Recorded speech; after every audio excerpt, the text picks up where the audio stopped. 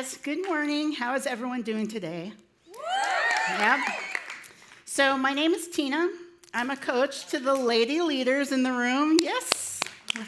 Let's hear it for the coach or the leaders. And the guy leaders too. Okay, so sometimes I'm a leader too when I cover for your groups when your leaders need to take a weekend off. So I've had the opportunity to meet many of you, but I don't know all of you. Obviously, there's people coming and going. So if I haven't met you, find me after the service and introduce yourself because I would really like to meet you, especially on the guys' side because I don't sub for your groups. So I don't get to know the students so well. I just get to see you in the lobby. So feel free to come on up and introduce yourself. So many of you know that sharing stories is my absolute favorite thing to do. And we learn so much through the stories we tell and hear. And last week, you might remember that Jacob was here telling us the story of King Nebuchadnezzar. I'm going to call him King Nebi because it's a long name. About him and his statue and how he wanted everyone to fall down and worship it. So imagine the king builds this ginormous statue. It's 90 feet tall, and it's made of precious metals. It's quite imposing. It is impressive to look at, but it's right there for everyone to see. Like, they can't really ignore it. He wants everyone to bow down to it because it, in fact, represents him, right, as a king. So he wants everyone to bow down to it and worship it. And he wants them to do this not to be dramatic, like he's a king and I'm going to tell everyone to bow down to it. He absolutely wants that to be obeyed. So then he adds a threat that if they refuse to worship it, that they will get thrown into the furnace. So imagine like a furnace, like a very large, you ever go to a restaurant where they have that huge fireplace? Like, imagine a huge furnace where people could actually, like, step inside of it. That would be a horrible way to die, right? Being burned alive would be a horrible way to die. So some time ago, I was asked if I would be interested in delivering this particular message. And I thought about it because I've always wanted to do it, and some of the students have done messages up here as well. But I felt like I needed a message that I could really speak to, and that I could really relate to, and this is the message today. All through my childhood and teen years, I often felt pressured to be something I wasn't, and so I feel like I could relate to the story. I often had to do things that I felt I needed to do in order to survive. I was just a kid. I grew up on the streets of Hollywood. And I had two parents that battled their own addictions. And so from the age of 6 to 12, give or take a year, I was pretty much on my own. So imagine Hollywood. Like, think of Hollywood today. It's not that great, right? I'm in Hollywood. I'm a kid. I felt pressured to do things that I needed to survive. I also had to take care. I had to figure out where my next meal was coming from. I had to do like normal things, like everyday things. Where is my next meal coming from? How am I going to care for my younger sister that I was burdened with caring for because my parents weren't capable? I was also constantly escaping the threat of foster care because, as you can imagine, a young child running around the streets of Hollywood, people would notice it. And foster care social services would come looking for me, and I didn't want to live that life. And so I was often like hiding, like doing all sorts of things. So at the age of 7, I fell off a billboard on Sunset Boulevard. So I was unsupervised, and my day was spent doing things I wasn't supposed to do. So I climbed up on this billboard, and the billboard is still there. I fell off right into the arms of Jesus, right? Not the Jesus that you see in Hollywood Boulevard that's dressed up for photo ops. Not that guy, right? He's scary. Like, don't pay him money to take a picture. This guy was named Pastor Mike. He lived down the street. He saw me fall off the billboard.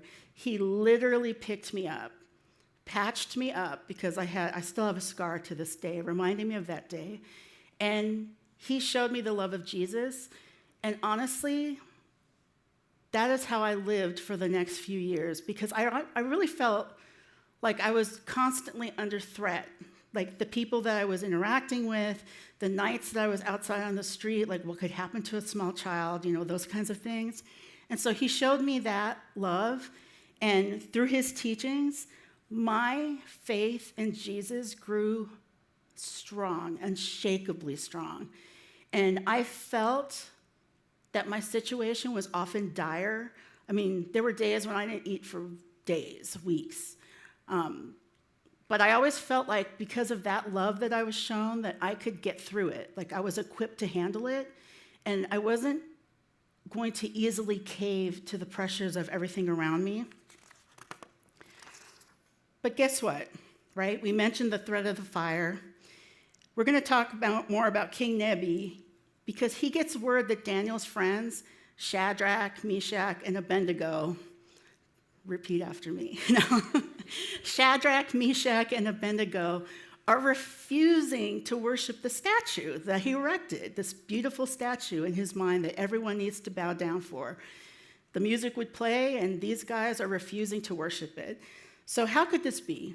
Because he brought them to Babylon, and it should be noted it was against their will, but he brought them to Babylon. He appointed them to high positions, and so he kind of felt like they owed him this. Like, how could you show me things by doing this, like not obeying my commands? So let's pick this apart, because there's so much going on in this story. When Daniel and his 3 friends were first taken to Babylon, they were immediately given Babylonian names. So first they were Daniel, Hananiah, Mishael, Azariah. And then they became Belteshazzar, Shadrach, Meshach, Abednego. So as you can imagine, taking your names away and forcing you to bear other names is a way to tear down at your identity. It's a way for them to quickly be assimilated into Babylonian culture, because it's a symbol of taking away what you were, and now this is what you're going to be, right? So think about when you're little on the school ground and you heard nicknames, right? Some of the nicknames were not fun, right? I could come up with 3, but not appropriate. So nicknames tear you down. They make you feel foolish, and it is a constant reminder that somebody else is calling the shots. So when you show up on the school ground and someone's calling you a name that you're not, it doesn't matter, like, if you believe it or not, they're calling the shots, and now that's imposing. Like, it's hard to deal with that. And this goes deeper, because King Nebi, he doesn't care what they were before. He doesn't care who they were before. He wants them to worship that statue, and that's all that he cares about. So Shadrach, Meshach, and Abednego were technically living in exile. They were brought there. They were determined to be true to God. And let me also point out that they were very young. So they were between the ages of 13 and 20. So think about that in relation to your age now. That would be very hard, to be taken from what you knew as home to be brought here and now be told that you have to follow our ways or you're going to get thrown into the fire. This is kind of how I felt when I was growing up in Hollywood. It's not as dramatic as being thrown into the fire, but imagine a small child on the streets of Hollywood. There were all sorts of things that presented themselves to me, like people that did not have good intentions. There was always a constant fear of just harm, injury, like that kind of thing. And as I got older, people started offering me ways to deal with how I was feeling. So I was not happy. I was not living a good childhood. I was often embarrassed because I didn't have food or whatever. So people started offering me things to help me forget those hardships. And then back to school, my classmates were cruel. They would make fun of me for not having a school lunch. They would make fun of me for wearing the same outfit 2 to 3 days straight. I mean, when you're living on the street, you don't have a washer and dryer. Like, it's just a fact. So it's hard just to do everyday things like feed yourself, bathe, get clothing. I was really embarrassed during those years. I wanted to be like everyone else, as you can imagine, and I was kind of resentful that I was being put in the position that I was.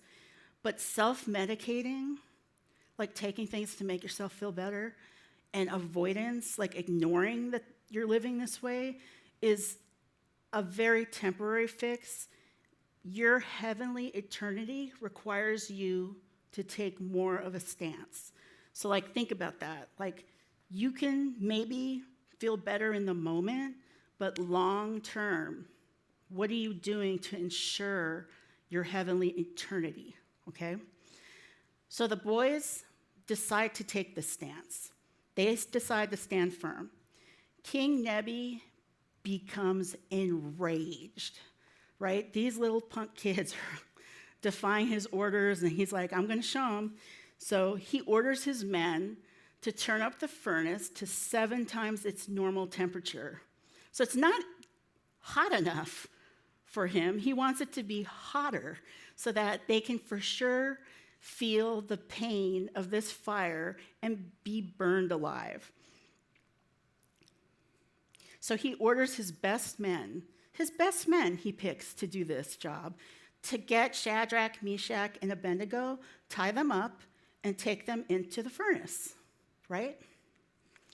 But before he carries them in, he asks them this question.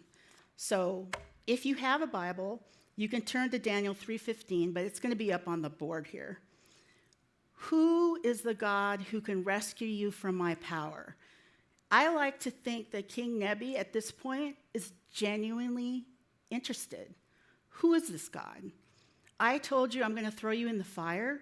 You still defy me, and very calmly refuse to do what I tell you. So I think he wants to know, like, who is this God? Like, how can he be such a good God? So in Daniel 3:16 through 18, which is up here, we get their response. So Shadrach, Meshach, and Abednego reply to the king, Nebuchadnezzar, we do not need to give you an answer to this question. If God, the God we serve, exists, then he can rescue us from the furnace of blazing fire, and he can rescue us from the power of you, the king. But even if he does not rescue us, we want you as king to know that we will not serve your gods or worship the gold statue that you set up. So after you read that passage, they're very clear, right? They're not going to worship the statue. He didn't insult the king. They stated a fact. Like, because my God is so good, I'm going to refuse to worship that statue. And it doesn't matter if he doesn't save me from the fire. I'm going to continue to worship because he's my God. So ask yourself this question. When you have trials and trouble in your life, how does God show up for you? Think about it. How did he show up for me? Like, besides giving me Pastor Mike, which was obvious, he gave me all sorts of people. He gave me teachers that noticed that I didn't have a lunch and split half their sandwich with me. He gave me teachers that bought me school supplies because that was something I didn't have as well. He put very good friends in my circle that helped me. Imagine you're invited to a birthday party, you really want to go, but you're not going to go because you have to buy the person a present, and I don't have money to buy anyone a present. I had friends that bought presents for me to give out to other kids so that I could be a part of the party. So there's people like that. There's parents that paid for me to go ice skating. There's parents that took me, this is an old store, but Fedco, and we would go shopping and buy like all these snacks and things. You guys remember Fedco? No? Okay.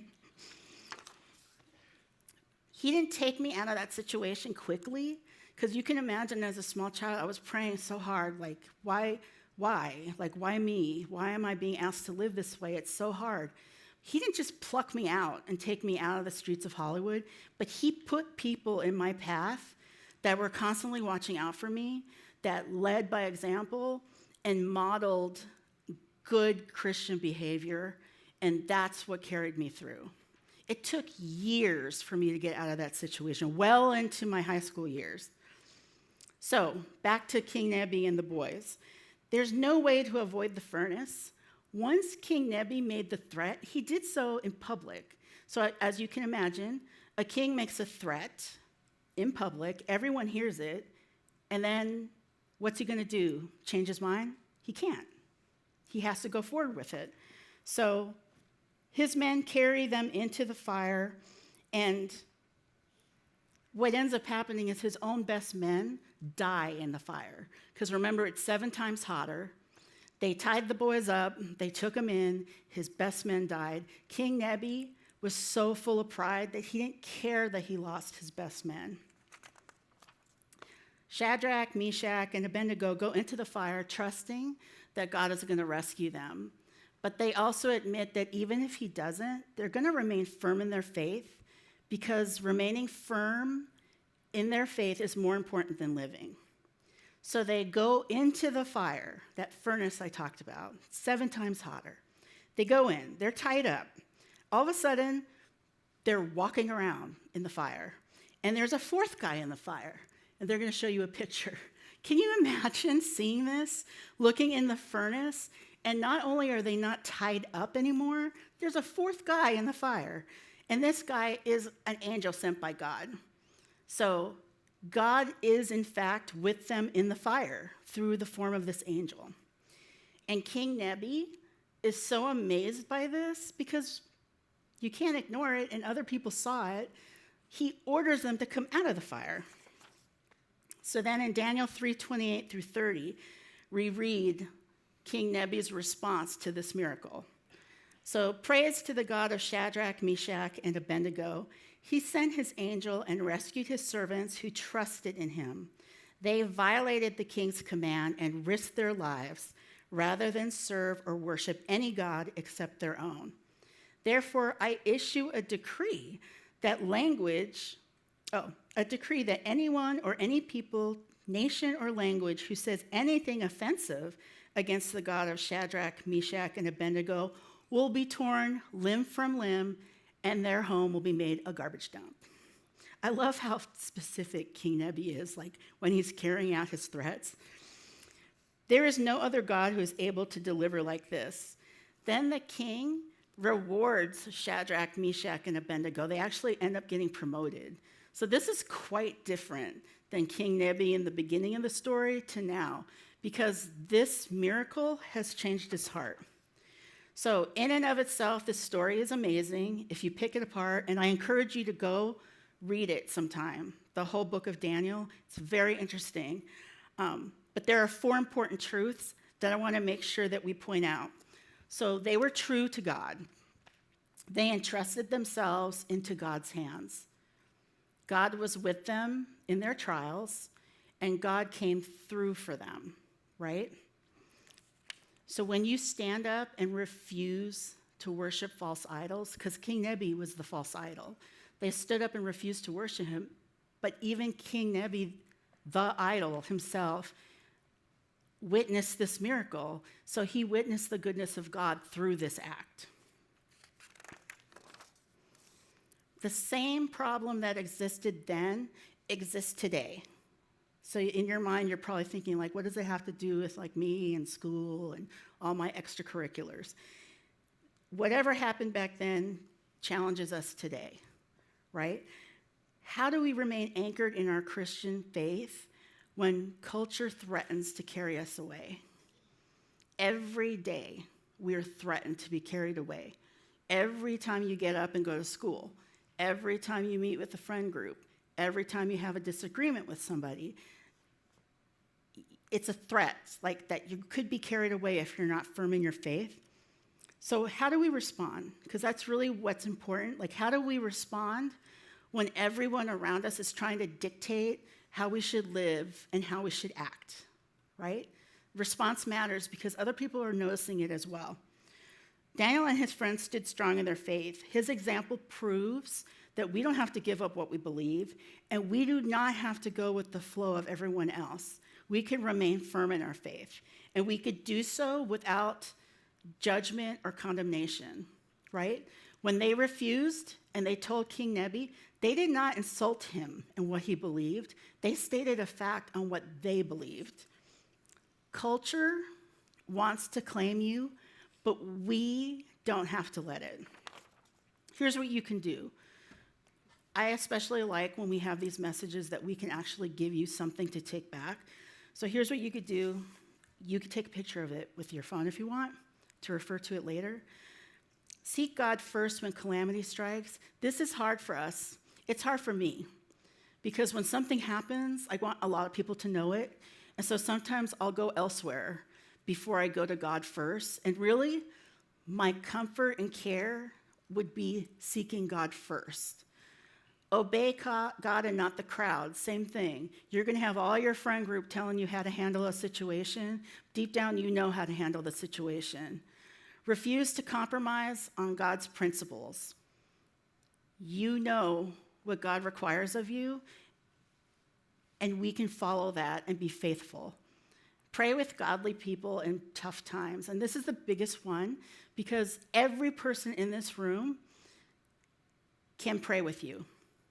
Your small group, your leaders, pastors, anybody here, we are your circle, we are your family, and this is a safe space, and I can't emphasize it enough. Even the new students that you're coming here new, first day, like this can be your circle. You can be safe here, you can share here.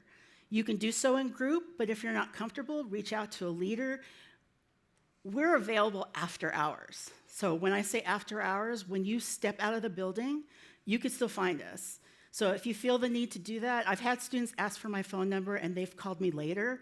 That's perfectly great because I would rather you link up, get your squad set up so that when you run into these calamities and chaos that you have someone to go to. Trust God when you can't see the outcome. And that's probably the hardest thing. But as you get older and you start seeing God work, this will become easier for you. So what Daniel teaches us is that we can find a balance between bowing down and being a doormat. I know sometimes when we're presented with trouble and we decide to take the upper hand and not do something about it, like we feel like we're a doormat. But honestly, God is with you even in that moment. There's something to be learned from that. When you make that decision, that is a decision that you're making to be faithful to God and what He is expecting of you. It's not easy. God calls us to be set apart, but He also calls us to share the good news of Jesus. And we do that through not only our words, but also our actions. So if it's standing up and not doing something, that's also very important. As you head into the week, and I really want you to do this, like it would make me really happy if you did this. As you head into the week, I want you to identify what's holding you captive. So is it social media? Is it the lies that you hear on social media? That you're not pretty enough? That you don't belong? Is it too many hours on TikTok and playing video games that causes you to disengage from reality? Is it a friend group pressuring you into something you're not ready for? Whatever it is, identify it. That's the first step. Ask God to help you. It doesn't have to be like this major prayer. Like literally you can say, God, I need help. And then pray consistently and reach out to us again. I'm going to keep saying it. The leaders in this room and the other students in your squad can help you through this. You're not walking alone. So I'm going to leave you with this because it's like a lot of heavy talking about fire and threats and things. We can be people who reflect the kindness of a good God, and we can also be people who stand firm and love well. And we can do both without giving up what we believe. Okay? So let's go ahead and pray. I'd love to pray for you guys. Dear God, thank you so much for this ministry and these students and just the story of Daniel and his friends. It's a constant reminder for us that through tough times, we can stand firm but love well. We don't have to be judgmental. We don't have to insult any of our friend groups. We can just be true to who we are and just know that God loves us enough to walk with us through that fire. Our lives may not look like Shadrach, Meshach, and Abednego as far as like being tossed into a fire, literally, but every day we come up with challenges that we can choose, like be a part of it or step away from it. Dear Lord, please remind these students that this is their squad. We are their squad. We are their circle. They can link arms with us, and we can walk them through it. They don't have to be alone. And in doing that, when they choose to do that, the student that's new or maybe isn't ready to stand up on their own sees that example, and then the next time, maybe they feel more comfortable to do the same. So, dear God, please help them identify what's holding them captive. Help them find solutions for this. Help them stay firm in their faith and remind them constantly how much you love them. And I'm just going to say right here how much we love them as well. I pray all this in Jesus' name. Amen.